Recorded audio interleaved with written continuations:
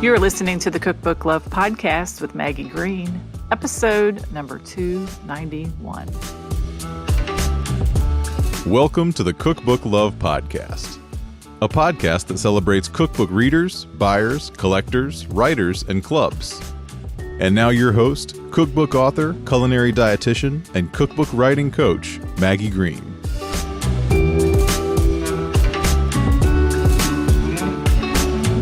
Hi, everybody. Welcome back to another episode of the Cookbook Love Podcast. How's everybody doing today? Very excited, as always, to be here. And today we have a special behind-the-scenes interview all about cookbook public relations and publicity. But before we dive into the show, I just wanted to mention something that I sometimes hear that traditional publishers get a bad rap in many writing circles. I hear people say things like they're only seeking profit, they're out to steal our ideas. I've heard writers say that traditional publishers are out to steal our souls. But I have to let you know that I have written and published 4 cookbooks, all in the traditional path, and I have loved all of my publishers. They were partners in helping me to create beautiful books so that I could share my recipes and stories with people who wanted to read them. And the team of editors, designers, layout experts, printers, photographers, indexers, marketers, public relations people, and distributors were all amazing too. With traditional publishing, we as cookbook writers provide the recipes and stories and manuscript for the book, and the publishers work the magic of creating the book and helping us to get the word out about the book. We get to become cookbook concepts machines, writing and cranking out book concepts and manuscripts, and our publishers create the book for us. So if you want to learn more about traditional publishing in this way, where you get published without spending any of your own money to edit, design, print, or distribute the book, head on over to www.cookbookwritersacademy.com/free to learn more. I have a link down in the show notes as well to that fun, free training. Today on the podcast, I'm excited to have an interview with Andrea Burnett. Andrea is the founder of Andrea Burnett Lifestyle Public Relations. She has been a lifestyle book publicist and publishing professional for over 25 years. Andrea has worked for top-tier publishers including Penguin Random House, 10 Speed, Chronicle Books, Quarto, Cameron, Abrams, Artisan, Page Street, Hardie Grant, and many others. Andrea specializes in lifestyle nonfiction books with a focus on cookbooks and has been fortunate enough to do PR for some notable award-winning culinary professionals, including many of the authors that I have been able to interview here on Cookbook Love Podcast. Food and cooking is a passion of Andrea's, so cookbooks are always a pleasure for her to promote.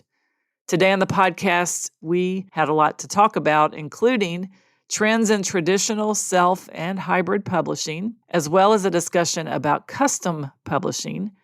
We talk about what it takes to get a book deal, specific things first-time authors can do to help their publicist, as well as some transparency from Andrea about the cost of hiring a publicist to help you promote your book. So without further delay, let's dive into this interview with Andrea Burnett. Hi, Andrea. Welcome to the Cookbook Love Podcast. Thank you for having me, Maggie. It's nice to be here. Yeah, so excited that you're here, and we're going to talk all about cookbook publicity, which is something that we haven't done a ton of on this show, but I think that it's something that is of interest to all of my listeners and to those who listen that are interested in perhaps even writing a cookbook of their own. But before we dive into all of that, why don't you tell us a little bit about who you are and what you do? Great. Well, I have been in book publishing for about 25 years. I started out in book marketing and then was hired by a company called IDG Books, and you may remember them as the For Dummies books publisher back in the day. So you probably remember Macs for Dummies, PCs for Dummies. Well, then they branched out and did a lot of pop culture stuff, and And I was hired to be the publicity director for IDG Books. And then IDG Books purchased brands like How to Cook Everything, Webster's Dictionaries, Farmer's Travel Guides. So I got to work on a lot of lifestyle nonfiction. And then I went to a couple of other publishing companies. And then I finally landed as the publicity director at Chronicle Books, which if you've got cookbook loving listeners, many of them probably have Chronicle cookbooks on their shelves. No doubt about it. Lots of Chronicle cookbooks. Why don't you tell us what the difference is between publicity and marketing? Because a lot of people wonder sometimes how those are different or if they're the same. That's such a great question because that comes up for me all the time. And my clients will often ask that question as we're working together. Yeah. So publicity is considered earned media. So you don't pay for publicity. You pay your publicist if you hire a freelance publicist, but you don't pay for that coverage. And that would be like an objective editorial piece, a review, a feature, recipes, etc., in a magazine or a blog or an online outlet, or even when you see something on a cooking segment on a national morning show, that's publicity. Marketing is materials that support the sale of your book, advertising, promotions, space at a trade show, and the like. Yeah. So that's paid placement. Yeah, that's great. One of the reasons I invited you and wanted you to come on the show so much to talk to us today is because I've seen an influx recently of some books that are published in the hybrid publishing space. And this is of interest to me as someone who loves cookbooks and likes to talk to cookbook authors when I hear them say that they actually paid to have their book published. Because sometimes in the publishing world, people think, well, isn't that a scam?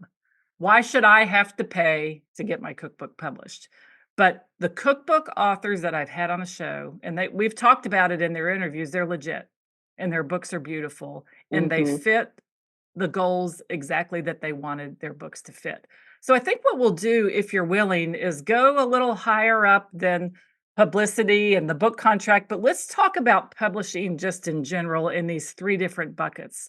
Maybe a little bit about authors you've worked with traditionally published, hybrid published, and self-publishing. Perhaps and a little bit about some of the pros and cons. And why don't we start with traditional? Because it's like the big, the kahuna, the one people talk about all the time. We hear about the big five publishers. We hear about small presses. We hear about publishing contracts where the publisher takes the lion's share of the responsibility and the financial responsibility for publishing the book. As a publicist, talk to me a little bit about the traditional publishing bucket. Okay, I want to tell you that I listened to your show about the three different categories, and which was great. And I really liked the way you encapsulated what each, the differences between each. Yeah. Now, I will say that there was a time when I started my publicity practice in, when was that? 2008, where I wouldn't even entertain the idea of working with a self-published or hybrid published author, because media would not want to cover those books. So there was this discrimination by the press against self-published authors. And they have, many of them, the bigger media outlets have a loyalty to publishing houses, those big five, and the smaller, more boutique, but elegant book publishers. So I wouldn't even work with self-published authors. But over the years, what I've found is there's such great quality cookbooks coming out of the hybrid and self-publishing space now that I think that discrimination doesn't really exist anymore. So getting back to your question, what's great about the traditional publishing route is it takes a lot of the heavy lift off of the author, and it takes the financial burden off of the author. What you're also finding with traditionally published books now are many of the publishers are saying to the authors, let's get flexible with this offer. Maybe we won't give you a hefty advance to create the book, but we'll give you a higher royalty. So they're getting a lot more nimble about the offers that they're giving. Now, naturally, if you're a top tier celebrity on a Food Network show or you have an enormous social media following and you're going to be doing a lot of the marketing on through your own social channels, a publisher will give you a nice chunky advance. I'm not saying that's a given, but they might give you a chunky advance, and they'll do a lot more publicity and marketing effort around your book because you're doing some of that marketing yourself. Right. The other advantage to working with traditional publishers is, more than anything, distribution and reach. I love working with big distributors and big publishers with distributors.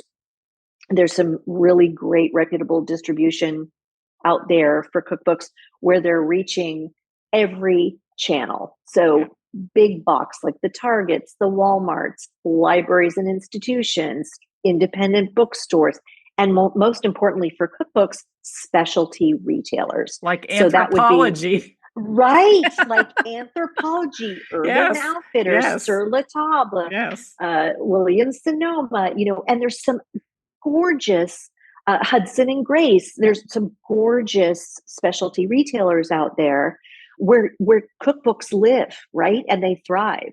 So working with a traditional publisher with great distribution is key. Yeah.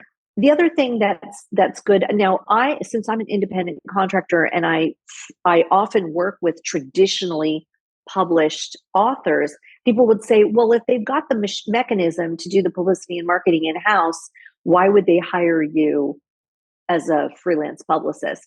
And I will tell you this, having worked in-house as a PR director, those teams that work in PR and marketing are burdened by, in some cases, managing 20, 30 books a season. So you are not getting that white glove treatment that you might get if you're working with an independent publicist for your book launch. They just don't have the bodies, the bandwidth, the budgets to give every book on their list that kind of treatment. So I think the misconception with a lot of people is, well, I wouldn't need to hire a publicist or do any marketing on my own if I have a traditional publicist. And that's just not true. And that's something that's important for your listeners to know. Yeah. And I think that if distribution is so great and reach is so great and PR might be a little overburdened, it seems to me that there would be payoff to working with someone who can help you match the public relations to the reach and distribution that your book might have. Amen.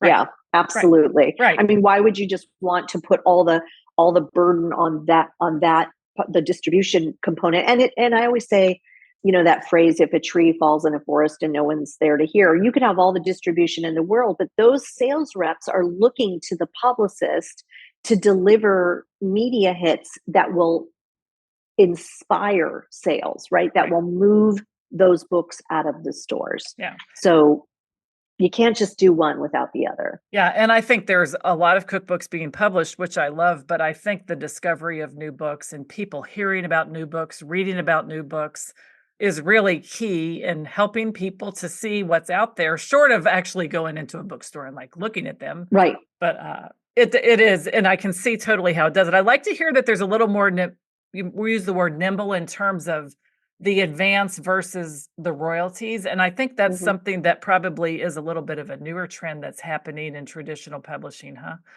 It is. And I don't think that authors realize, even if you're working with an agent or not, I don't think that authors realize that you kind of do have that option to say to an acquisitions editor or publisher, hey, I'm open to like not getting a big advance if you do X, Y, or Z, or you do, put a little, or maybe move that advance and some of the marketing dollars into something else for the book. Correct. I mean, there's a lot of flexibility that many authors just think, if I don't do it this traditional way, it's not going to get done. But you can get creative with your contracts. Yeah. And I think having someone help you negotiate that is helpful. And also understanding that most of the time, in general, when people are sent a contract the first pass, it's truly sometimes a boilerplate contract. And I think they expect you to come back and maybe say, well, I mean, I at least learned this, like, I really don't want to do the index. Can't you all like do the index or have someone do the index? That's a simple example. They'd say, yeah, sure.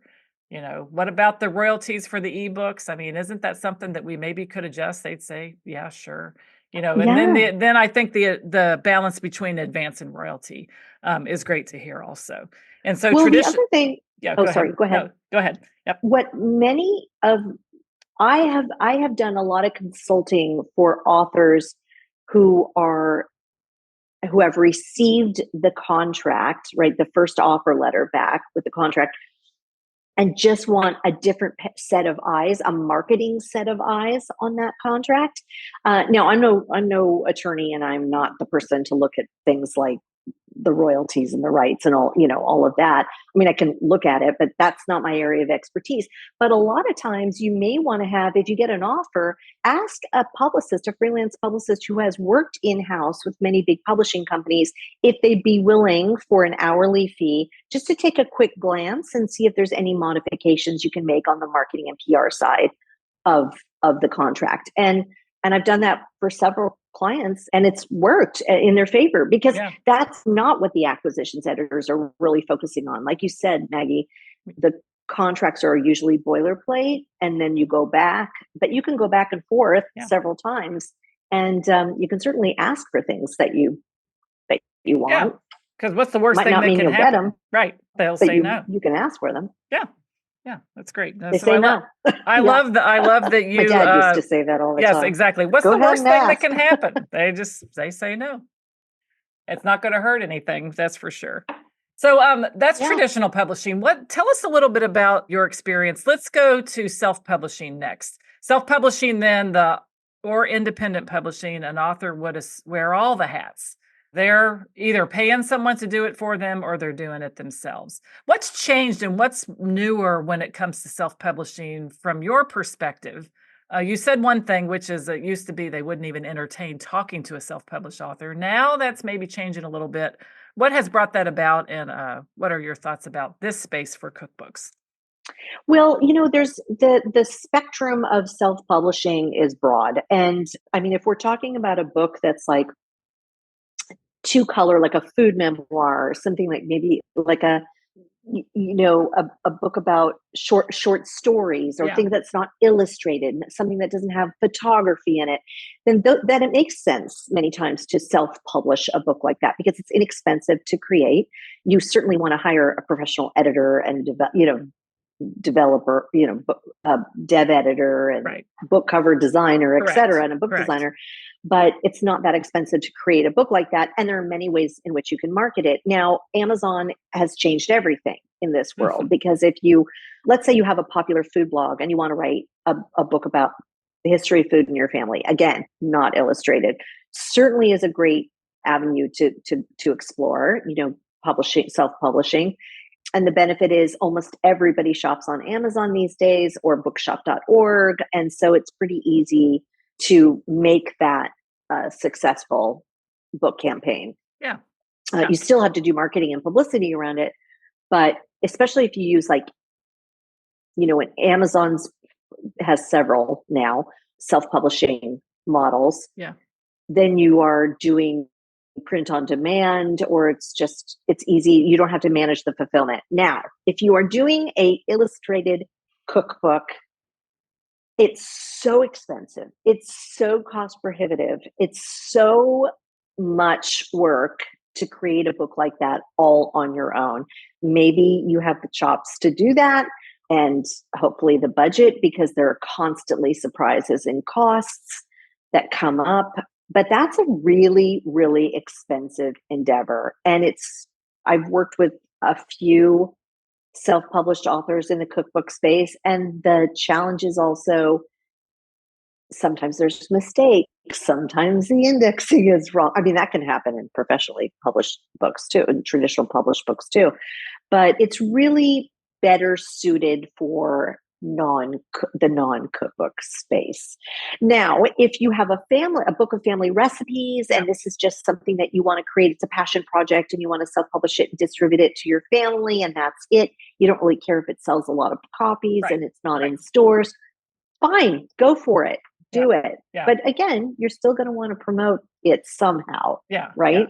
Yeah. And I do shepherd some family cookbook writers through that process. And it's true, because it's life-changing for someone to have the desire to want to put these stories and recipes and family photos in a book to share with their family. And Mhm. they just don't know what they should do. Should I print it at, Staples? And I'm like, no, there's actually a way. Through Kindle Direct Publishing, it's amazing what you're able to do. You can do Yes. about 100-page book. The print cost is maybe $10 a book, and it's Yep. not that bad. And you can get, you could order 50 copies if you wanted to as an author, Mhm. and have them shipped to your house, sell them at a farmers. You can sell them not sell them, give them away at a family reunion or something like Yeah. that. Distribute them as gifts. If you get the right ISBN number and you decide, well, maybe this little group wants to have me come talk about it, you probably could sell copies there too. So I do think that it is something that is becoming easier for people to do. Photography is a big part of it if you want to use photos, Mhm. but in the print on demand space, at least for Kindle Direct Publishing, the standard color photos for most of my students that went through this actually turned out pretty well. I was surprised. Oh, that's I had good. never done this before, so I think the way I want to learn about this is just to teach it and do it myself and see what happens. And Yeah. it's been great to learn, and the tools that are available, and the ways that you can lay your book out without hiring a designer. It's really been interesting to watch the creativity of some people, because some people are really good at stuff like that, even though professionally they don't do it. It's just like anything else. Someone may Yeah, be a and very good seamstress, but they right. professionally are working as a doctor, but they love to make clothes, but they Right. make beautiful clothes. Right, right. And you're finding also in this age of Instagram that so many people have gotten great at taking photographs of food and, Yeah, documenting the development of a recipe and all the steps. So people are getting really good at that kind of yeah, stuff. yeah. And there are some lovely self-published Yeah. books. Yeah, and I'm glad Yeah. to hear, but I think that, one of the questions that always comes up when I'm talking to people is like, "Well, what if I did it self-published? Would a publisher pick it up?" And I'm like, "You know what? If you really truly want a traditional publisher ultimately, I think you ought to make that your goal, and let's work toward that." It's possible that might happen, but you can never really guarantee that. I think it depends a lot on the success. If they see a smashing success with a self-published book, of course it's gonna, attract some attention from maybe a publisher, but there are ways to, build your platform, have your point of view, get things out there, and to get a traditional publishing contract if that's what Mhm. you want. Well, that question comes up a lot in my consultations with clients too, is if I make this self-published or this hybrid published book a success, will a publisher come and pick it up? And I'm going to say in my own experience, I haven't seen that happen. And here's why. What they will do is get excited about your sales success with that title, and this maybe even the publicity success you had that with that title, and then they will come to you or they will talk to you about what's next, what can you do next, what would the second book be. So it may be an awesome proof of concept opportunity for you. If you feel like you're going to get great traction, great sales, you can use that as ammunition to get a traditionally published book Right. done, right? Right. You can get that deal. And it might be about another topic. Right, right. Or version, like let's say you did a self-published cookbook or even a hybrid published cookbook, and it had 50 of your favorite recipes in it, but you had 50 more that you didn't publish. Save those 50 recipes, because if you have great success with that first book, you can then use those other recipes for the second. It could be part two. Yeah. Yeah, that makes sense. Okay, so let's talk now about hybrid publishing then. I always kind of think of this particular avenue as between the two. You're actually paying a publisher to create the book for you. And I'd love to know, Mhm. of course, what's going on in this space. And like I mentioned in the beginning of the interview, I'm seeing a lot of really beautiful books come out of this, and very happy authors. They didn't get Mhm. scammed. They're very Yeah, pleased with their books. So what's going on in the hybrid space? right. So I agree with you. I mean, some of the hybrid publishers with whom I've worked or for whose authors I've worked with, oh my God, the quality, the excellence of the product, it's just it's mind-blowing. And here's why. Many of the people who have gone over to work in hybrid publishing come from traditional publishing. Yeah. So they have like a really high bar, and they want to create a gorgeous product, and they want it to be such an excellent representation of their own work and yours. And so you're getting just a much better finished book than maybe you used to years ago. Now, I used to do publicity for a book packager, which is, I think, the origin of hybrid publishers, right? And I did all of the publicity for the Williams-Sonoma cookbooks, which were published or packaged by a packager called Weldon Owen, which still exists. They're a publisher now, and I think they still may, I could be wrong, still package books for other brands, but they made stunning books for Beautiful. Williams-Sonoma. And so there's a lot of those same quality of books are being created by these hybrid publishers now. Many of the clients with whom I've worked who chose hybrid publishing chose for a number of reasons. One, they wanted more control of the way the book looked and felt and what the content was. They didn't want anybody to tell them how this book should be. That isn't to say they weren't collaborative people. They didn't want to work collaboratively, but they also wanted to fast track the book. Now, when you get a traditionally published book deal, you can bet your bottom dollar it's going to be over, a year and a half, 2 years before that book goes to market. And it's a slog, right? It's a long journey. You get a lot. It's great to have that much time, but a lot of my clients who chose to publish with a hybrid publisher, maybe they've got some kind of an event or something happening for them where they need to get the book to market faster. The other thing that I'm noticing is with the advent of so many social media influencers who have tremendous followings, they can pretty much turn around 3, 5, 10,000 units on their own. So it makes more sense in terms of margins if they hybrid publish, because they can get the book out quickly. They can just have the hybrid publisher manage the fulfillment, and they can turn those books around really, really fast. And I'm finding more and more of my clients are those social influencers. They might have 500,000 followers. They put up a pre-sale promotion on their Instagram for their book, and they could be sold out of the first print run in a day, right? Yeah. It can happen that fast. And so that's why hybrid's a great choice for people like that. Yeah. But it's expensive. Yeah. What do you, I don't know. I'm just curious, like ballpark. Are you, in terms of hybrid publishing, what the cost might be? Ballpark, right. So those quotes are usually confidential, but I can tell you a really beautiful hardcover, lots of photographs, 200 plus pages or 200 pages is around, with photography, printing, et cetera, is around $100,000 with a hybrid publisher. Yeah. That's the ballpark. So between 100 and 150. Now, I've worked on books that cost $500,000 to create, but that was for like a wine magnate, millionaire person who wanted to put that kind of investment into a book. And some people, to them, it's totally worth it because they have the money and they don't have the time and they want to get it to market quicker. Mm-hmm. And like you said, they want to be in control in a lot of positive ways too with the project. And I think if someone has a really nice built-in audience that is hungry for the book that they're going to write, it makes perfect sense. What we didn't talk about, if you don't mind, we can touch on just for a second, is custom publishing. So custom publishing is basically hybrid publishing, but it's through a top traditional publisher. So for instance, when I worked at Chronicle, and they still have a very robust custom publishing division, where you would go to a traditional publisher and you'd say, I want you to create, because you make beautiful books, I want you to create this book for me. I'm going to pay you a premium to do it. And then what happens is, if the book is really marketable, the in-house sales team might say, hey, we should put this on our catalog. Like, we should sell this book too. Mm-hmm. It shouldn't just be created for this client. I think we can sell this book and distribute it.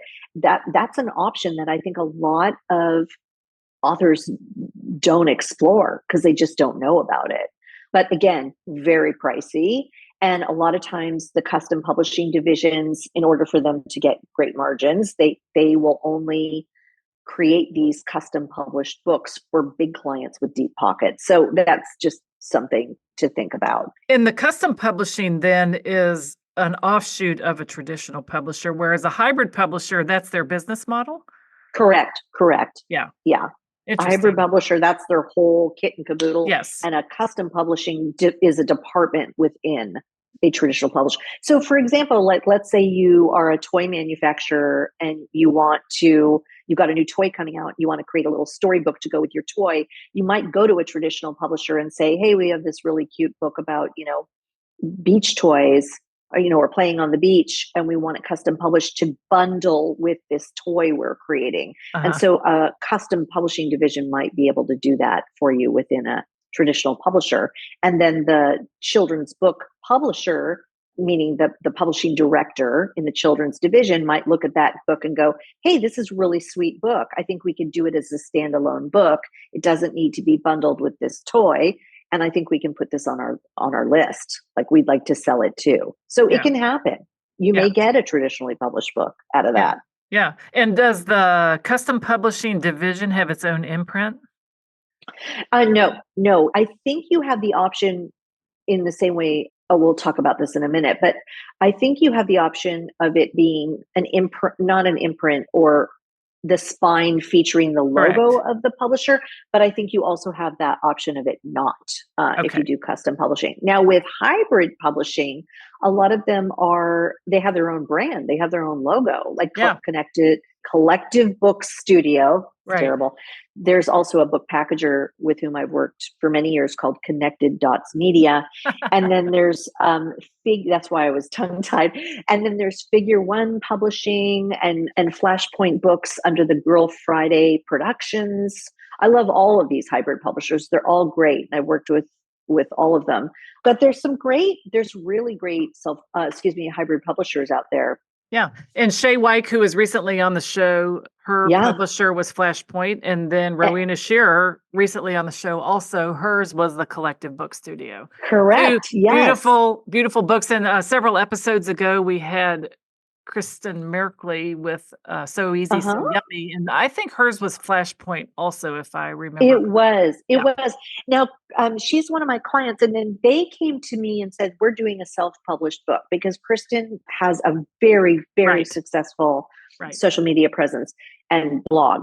She's a key influencer in the sort of family cooking space. Yeah. And after a conversation about my services, I said, you may want to think about distribution and working with a hybrid publisher, because your book is very marketable. And they weren't really even thinking about that. They were just going to do direct to consumer through her site. So they ended up publishing the book through Girl Friday Productions imprint, Flashpoint. And so she had kind of a unique experience too. Wasn't even thinking about distribution and hybrid publishing. Yeah. Interesting. And she was great to talk to, because she really studied books and knew the features she wanted in hers and how she wanted it set up. And gosh, I mean, she got a lot of really nifty little things packed into that book. Just the way information is presented, the way the recipes are presented, the way the index is presented, a lot of little pictures and icons, and very user-friendly. She really wants people to find the recipes that they love and have good results with them. And I just loved hearing her talk about how she just really kind of knew what she wanted her book to look like. And you see, for someone like her, and she had such a big following, she'd been blogging and being in the food space for quite a long time. It was really, really neat to talk to her about that. Yeah, she really had a vision for that book. And boy, everybody I presented that book to when I was doing the publicity for it was so impressed with the formatting of that book. And it got a lot of attention for the QR codes in it. Yes. So in terms of your audience, if anyone's creating a cookbook, I would say check out that book, because it's so easy. It's Little Luna, so easy, so yummy. And just look at Lil Luna, Lil apostrophe Luna, because wow, she really knows what she's doing. She put a lot of thought into that. And she and her husband Lo are fantastic marketing pros. They really know how to market. Yeah, it's fun, really fun to talk to her and listen to how it grew. And this book was something she always wanted to do. And it was really kind of a family affair for the whole thing. And I really, really enjoyed talking to her. And an evergreen title. I mean, that's another thing to think about in terms of like, if you wanted to get a book to market that was tied to a holiday, let's say it was a kosher cookbook tied to the high holidays in the fall, and you wanted to get to market fast, you can do that with self and hybrid publishing. You can get something out quickly, if it's based on a particular holiday, much faster than you could with a traditional publisher. Yeah. So let's talk a little bit about book deals. And a couple questions that people often have is, do I have to have a big social media following? What about a blog? Or is that the only way I can get a traditional publishing contract? Okay, that question comes up 100 times a week, right? And I will tell you that it's kind of interesting because having sat in those editorial board meetings when editors are presenting titles to publicity, marketing, and sales, there was a time when people would say, oh, they only have, 15,000 followers on Instagram, and it would be an instant no.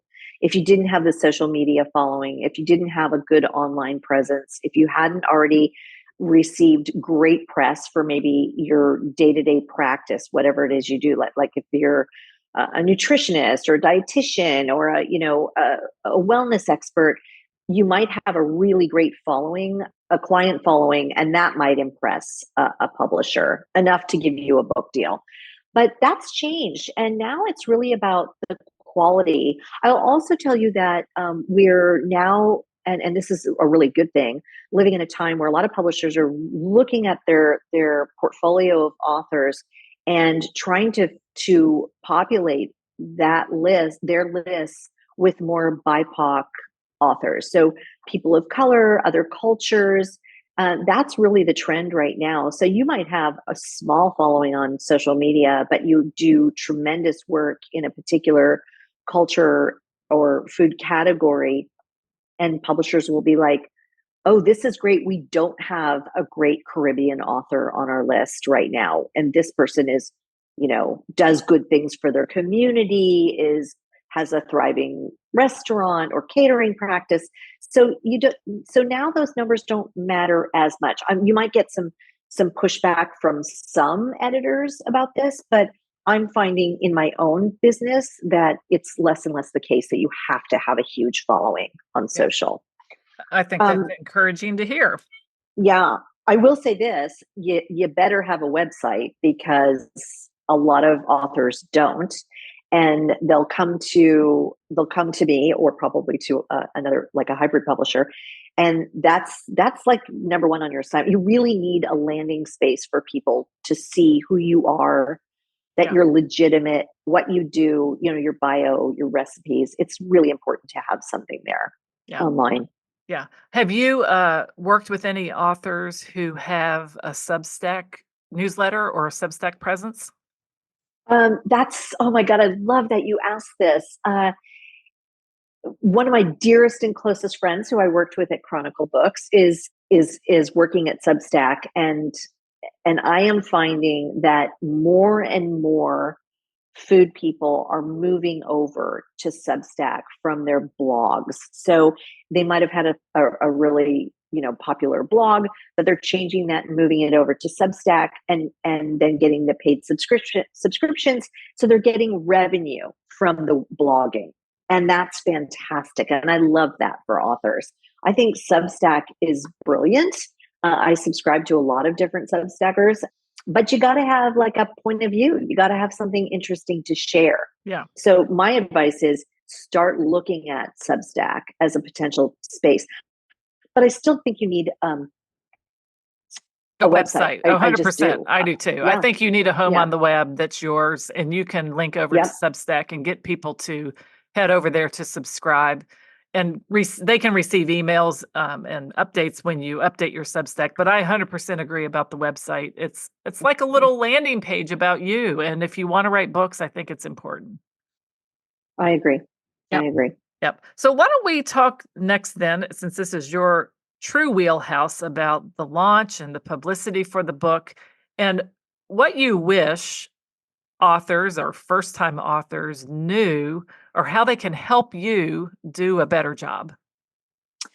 I would say this: if you are working on a cookbook, or let's just use cookbook for the sake of this conversation. That whole time that you're working on the book and putting all of your materials together, that's when the wheels are turning and you're thinking about the book 24/7. And that is the perfect time to start building out a folder of assets and content that your publicist, whether you're working with a freelance publicist or an in-house publicist, that's the content we're going to be asking you for when you engage our services or when your book is going to be published in the next 3 to 6 months. That's the content we need to do our job most effectively. And by assets, I mean, put a Google folder, if you're comfortable with Google folders or Dropbox, put a folder together of what would be in your press kit. Your bio, a long and short bio, your headshot, a Spotify playlist of what you like to listen to when you cook, a couple of pitch ideas, a couple of, we all know what listicles are these days. And that's sort of like my top 10 favorite ingredients to use in the kitchen, my top 5 pantry must-haves, my top 4 family recipes. Like those listicles are our pitching ammunition. So start putting all of that together. Even like short little essays, 500 words, 750 word blog posts about something that you're passionate about. Like, here's why I don't use X, or here are my favorite spices, or all of the things I love to use saffron in. Like all of that little bitty content is fodder for us when we're pitching to the media. Yeah. So that's what you can be building out now while you're working on your cookbook. It's the kind of, I call it flatlining content. And what I mean by that is when you start flatlining at the end of the day while you're working on your cookbook, let's just say that you're sitting on your couch with your cup of tea watching Netflix, put your laptop on your lap and start filling that folder with content. It's that brainless work that you can do on the side, but it's going to be so valuable when we get closer to launch of your book. Yeah. And I think people have a hard time believing that you actually start doing a lot of the work while they're still working on the book. Yes. Yeah. Doing it right now. I've got an author who doesn't even have the book to press yet, but we're working on all of that content now. Yeah. The other thing that is important for authors to do is you should, if you have an Instagram account, because food is a visual thing, and Instagram is where people who love food and people who write about food, all of that, live and breathe, and also where publishers scout for new talent. So start building your Instagram or your social media following. Perhaps you have a YouTube channel.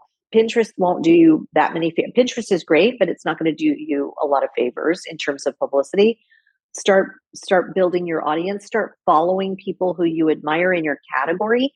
Start commenting on the work that they do. All of those friends you make on social media will be your best friends when it comes time to launch your book, because you can let them know about your book coming out. So start engaging, start making friends. That is so important. Another thing to think about is, I know for my practice, a lot of times I look for cross-promotional partnerships. So let's say you love using King Arthur flour or, Morton salt or whatever the brand is, put a short list of brands that you know and love together and start engaging with those brands through social media, or featuring those brands in your recipes on social media. Because when it comes time for your book to be marketed, and we want to work on those cross promotions with those brands, there's evidence that you love those brands out there. We can drive those brands to your content and say, look, she used Morton salt in this recipe, or because those cross promotional relationships are huge in publicity. Yeah. And some people often ask me, do I have to ask permission if I use a brand? I'm like, no, they would love it if No, you use their, no, like if I said I'm making they love cookies it. with M&Ms, they'll be so happy that I said that.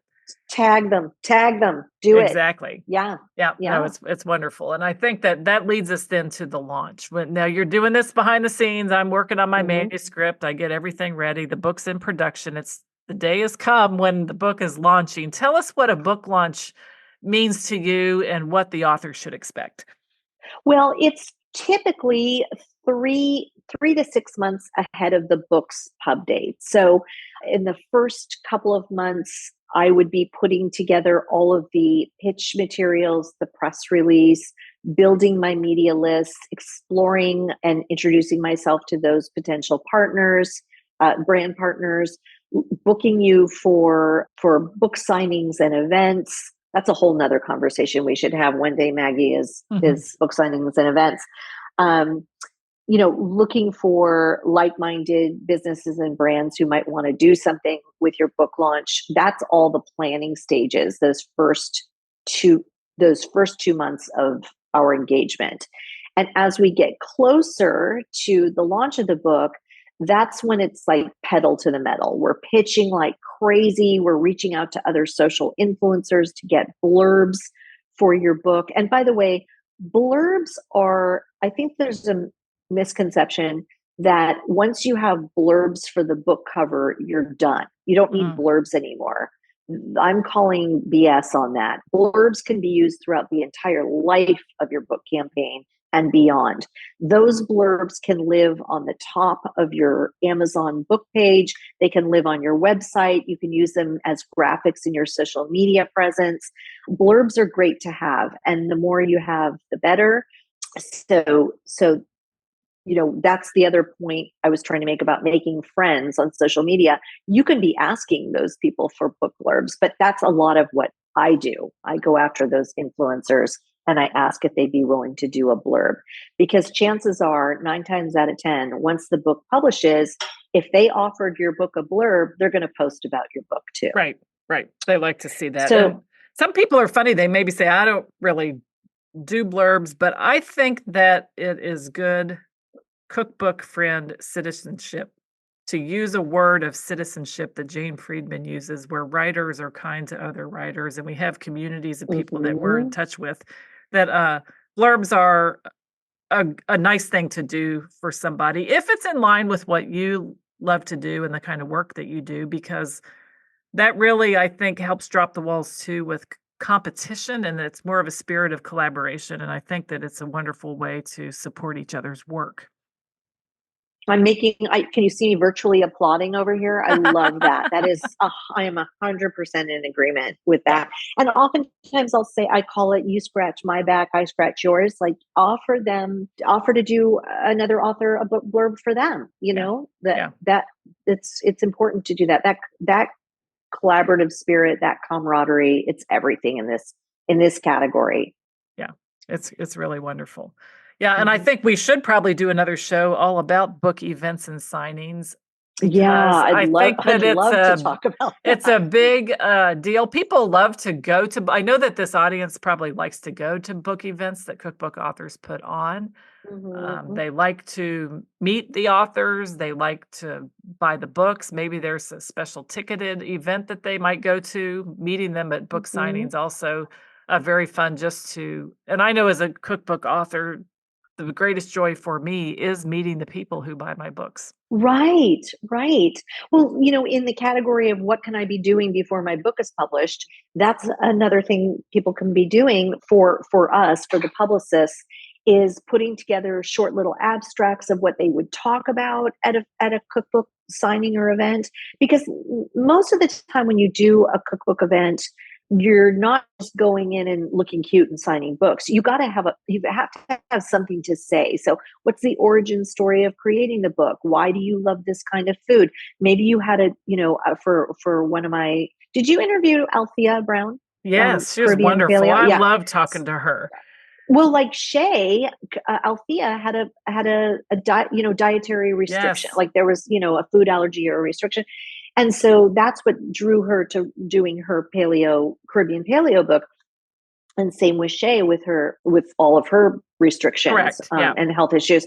So what's that story? What's that backstory? Share that, because a lot of the people who buy your book are going to have something similar to talk about, and everybody wants their story to be heard. So your event participants are going to want to talk about their issues with you. And so have an abstract or two ready about what you talk about, and then also have a couple of candidates in different markets of conversationalists. So, because a lot of times the best events are when you're in conversation with someone else.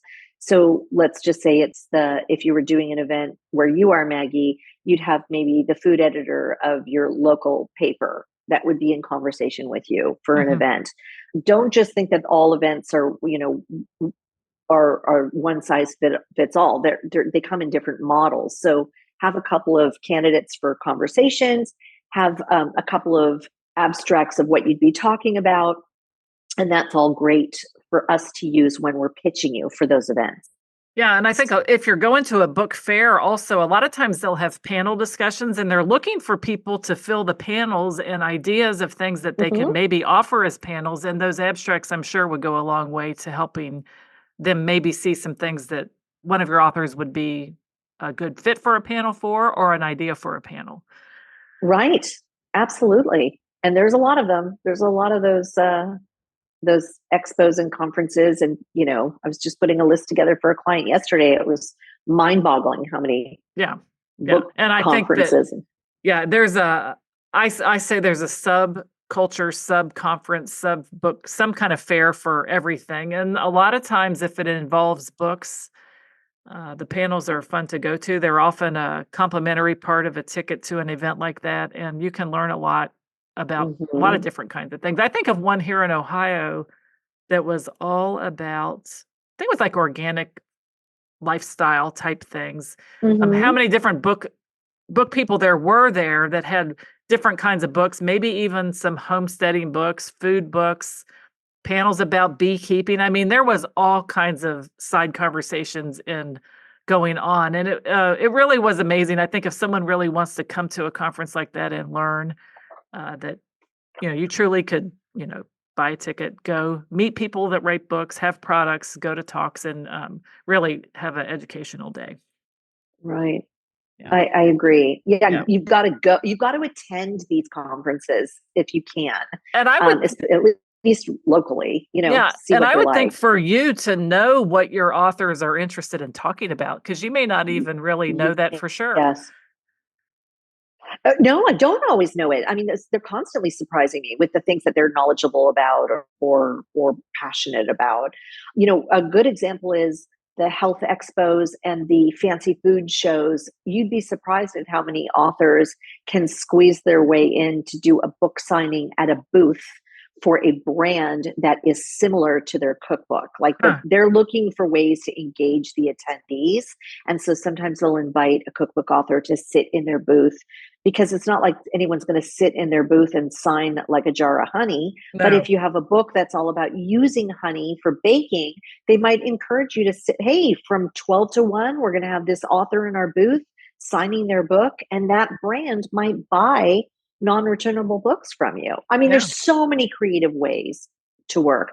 One thing I absolutely forgot to mention, Maggie, that I really want your audience to hear is a pain point for publicists is when we say to you, the author, where do you want to be seen? Like, what's your wish list for media? And they'll come back to me and they'll go, I want to be on the Ellen show. I want to be on Oprah.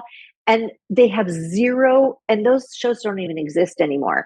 Like, know the media landscape. Please educate yourself in it. You've got plenty of time to do it before your book is published. Watch morning television. If you want to be on Today's Show, watch the show. If you want to be on GMA or GMA Weekend, watch the show, because you might discover, oh, I'm not a fit for that show. Like the way they do things, that's not me.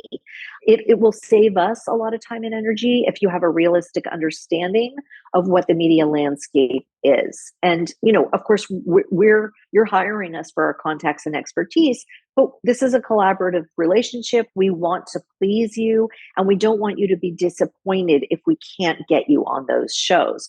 A good publicist is always going to be honest with an author about, whether or not it's realistic to get you on that show. And for first-time authors, it's pretty tough to get in like big national outlets.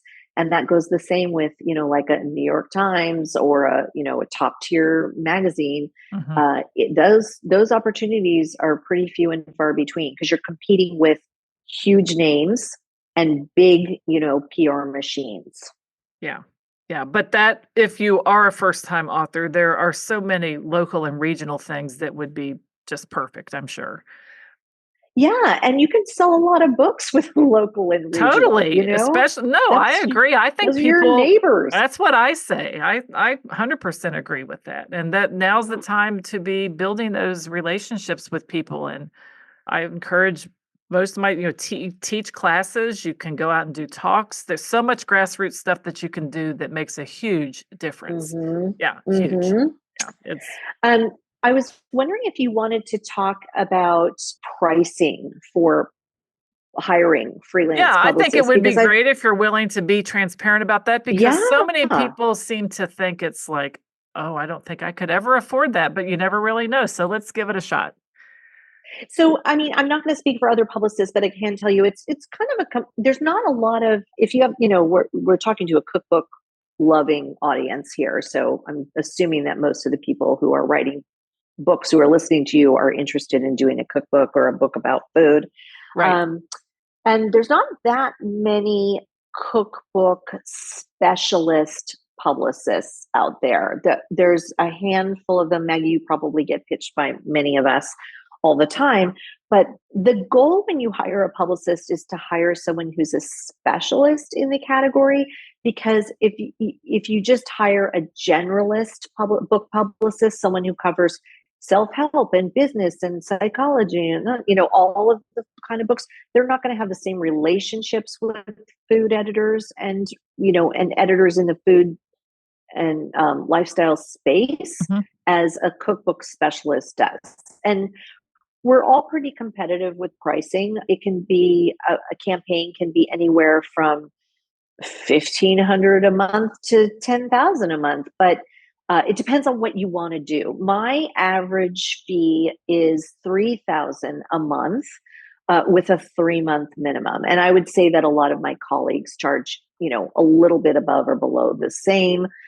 All of us do the work, the traditional PR work, pretty much the same, but some of us have like secret sauce that we use that differentiates us from others. So my advice to anyone thinking about whether you're doing traditional publishing route or hybrid or self, start having those conversations with book publicists now, because we book really far in advance, because our popular seasons are fall, when everyone buys books as gifts, and spring for like the new, like those are really great for, like, I don't want to say diet books, but books about nutrition and health, because that new year, new you window is spring.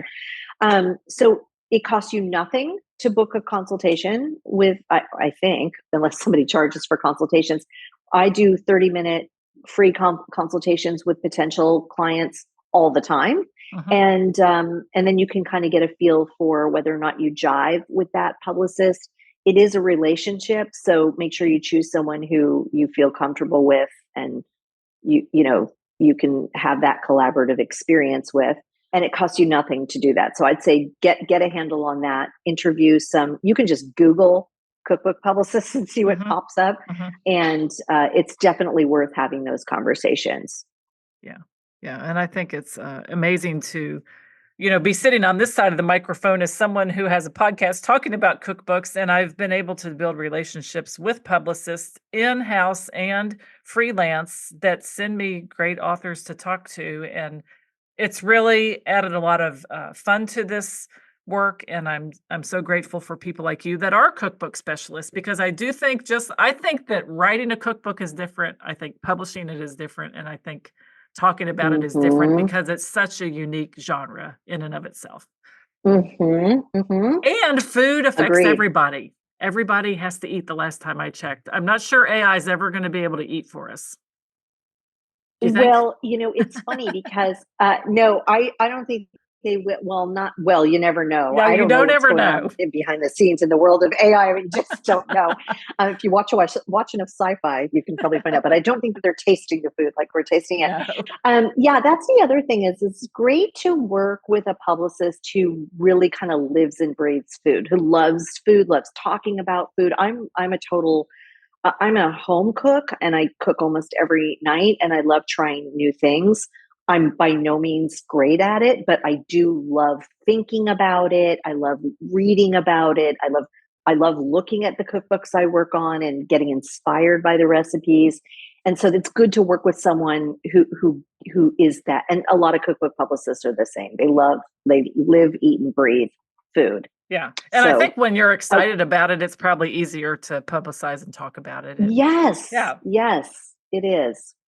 Well, and I think that's true for anything. If you go to a new gym or a new class, I was telling someone this today, and you loved it, you're going to tell the next 10 people you see, you've got to go to such and such and take this class, right? Right. Because you loved it. And so I think that we can, I think it's just kind of a personal check-in for us sometimes. Is this really something that I'm enjoying? Well, are you sharing it with other people? And if you're not, maybe there's a reason. Yeah. Yeah. True that. Yeah. Yeah. So this is going to be a hard question for you then that I usually ask as I'm wrapping things up with my guests is talking about cookbooks specifically. We all have favorite cookbooks that we have built a relationship with, that we love to use or read. And am I putting you on the spot too much to ask you as a cookbook publicist if you have a favorite cookbook? Well, I was saying that's like Sophie's Choice. Like I just can't, and I have so many amazing books that I've worked on that inspire me and I still go to. If you saw my office was actually featured in the New York Times of all things. Oh, nice. And there's a big shot of my bookshelf in my office and you would be like, oh my God, all those cookbooks. Now, many of them on my bookshelf are not books I worked on because I do also buy a lot of cookbooks that I'm in love with. Yeah. I'd say my go-tos are often the Milk Street Kitchen cookbooks. I just think they're beautifully made and I'm addicted to that show. I watch it all the time. Mm-hmm. I don't know if your audience knows about Milk Street Kitchen, but Christopher Kimball's Milk Street is iconic and their cookbooks are fantastic. And a lot of the recipes that are featured on the show are in the books.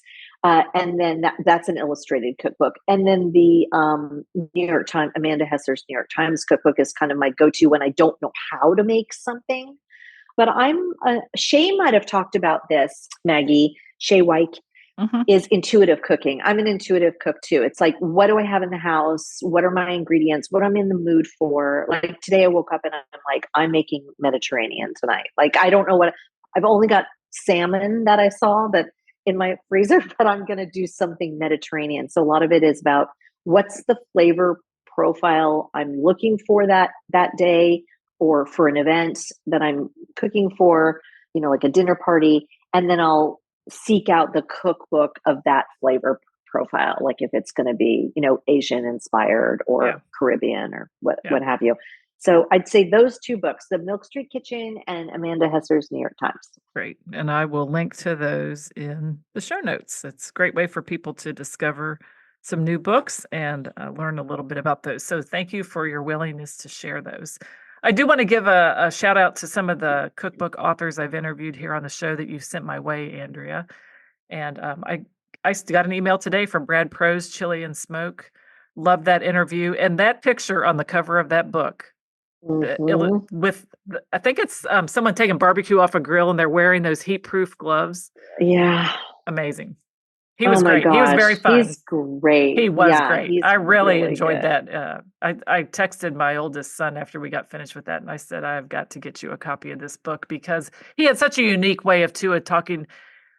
Chilies is really what it is about, and the smoke together to create a lot of different kinds of food on the barbecue. So it's very, very neat. I will say to your listeners that if they can look at his YouTube channel, they will need napkins to soak up the saliva Yes. from salivating over those. I mean, his recipes are insane. Yeah. And you don't need to be someone who likes the heat, right? I don't like Right. super spicy. Yeah. And I think he pointed that out, that it's a misnomer that they're all spicy. It's not true. It's like a lot of flavor depth in some of these chilies. Yeah. So that was really fun. And we've talked about Shay Wyke from the Kitchen Commune. She was great. This is a recent interview that I did with her. Althea Brown, Caribbean Paleo, also a recent interview. Wonderful. And you know what I loved about Althea? You know, we get in these, we're like going along, doing our work, and we see someone else maybe doing something, and we start to think to ourselves, well, maybe I'll venture that way. And you know what? Her husband always said to you, Althea, we're going to just stay true to who we are and what you do. And she says, that's exactly what I needed to hear, because it happens to all of us. Yeah. And so true. I love her. I do love too. her. She's so authentic, so down to earth. She's actually, we booked her on a multi-city national book signing tour, and she's in this morning. We texted because she's out doing this tour. Food is love with so many of our clients, and she is one of those people who personifies all that love in her food. She does. She was cute. I just adored talking. I love talking to all of them. She was really fun to talk to, and very, I think, honest about the journey, what it's been like to be a blogger, to go through COVID, then to have a health condition that cropped up, and how she really just tried to adapt everything that she believes in when it comes to cooking to the life that she's living now. And it was great to talk to her.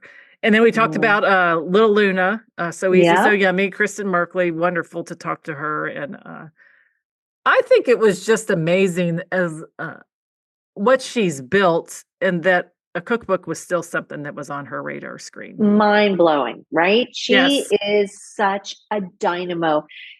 Energizer Bunny, crazy busy, 6 children, little children. Bill, I mean, a Disney influencer. I mean, she's just doing it. That woman is amazing. Yeah, amazing. Really, she's got a great team too. Yeah, very her fun husband's to talk awesome. To her. And I think it's neat, the family affair part of that story. And then Tony Amador from Eat Up Your Veggies. Toby, that was great. She's good too. That was very fun. And of course, that book was maybe a January or February release? I feel like it was November. Maybe it was the time of year when everybody's like starting to think about, I should start eating more vegetables. I've had too many holiday cookies, all that kind of stuff. And she was great, because I think that there's just so much evidence in support of vegetables. You're rarely going to hear a doctor tell you not to eat them, right? But it's probably the one thing that a lot of people resist the most. And her recipes are approachable. Book is fun to read. A lot of really delicious sounding things, and it just makes you really, literally want to up the amount of vegetables that you eat. It was really fun to talk to her. So I want to thank you for sending. She's also a dynamo. Yeah, she is. Cindy, I think she says her 10th book, maybe. Yeah, it might be more. Yeah. It might be more. I wouldn't put it past her. Yeah. Well, if you cook a lot, you have a lot of material.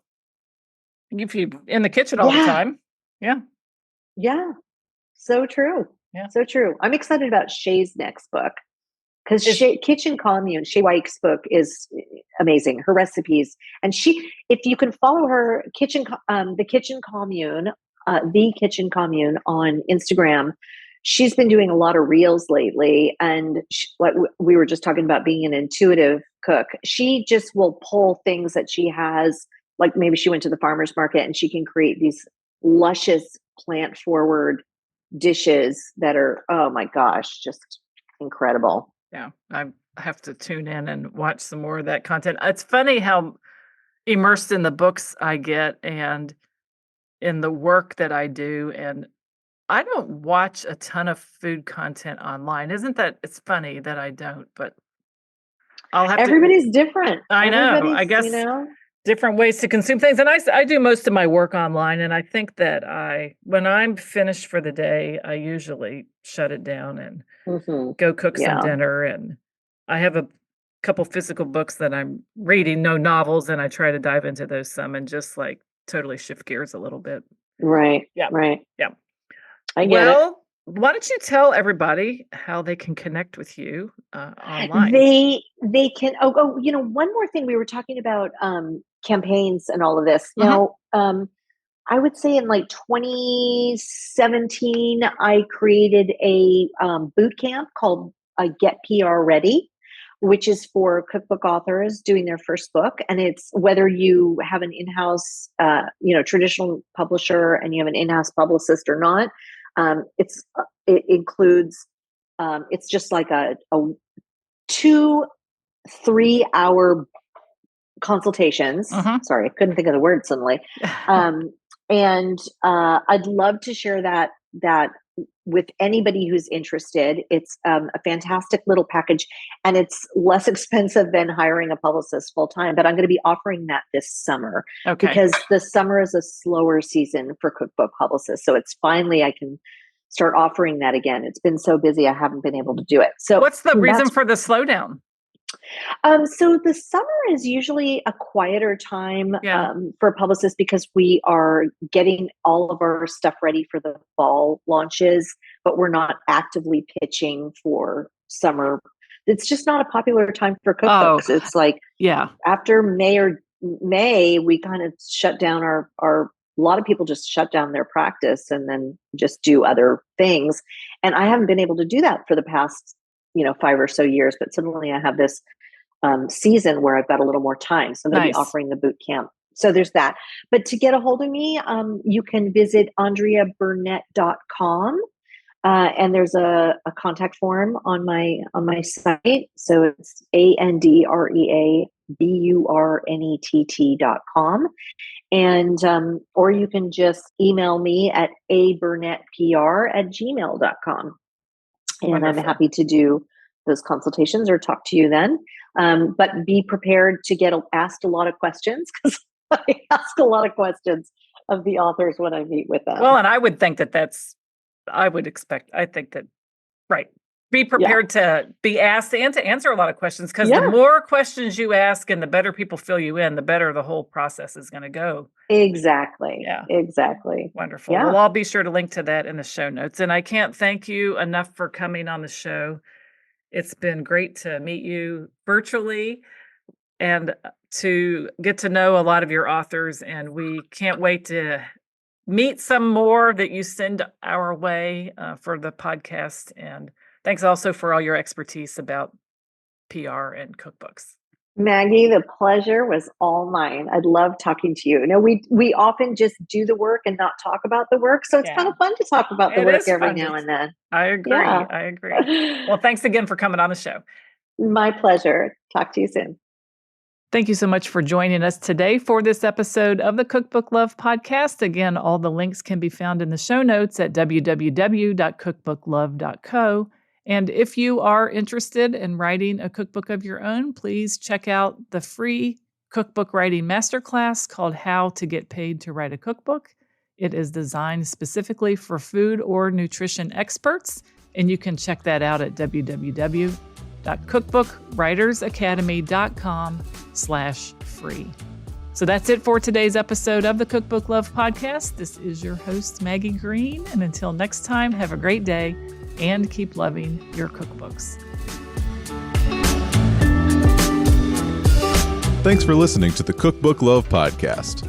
You can find out more information at www.cookbooklove.co.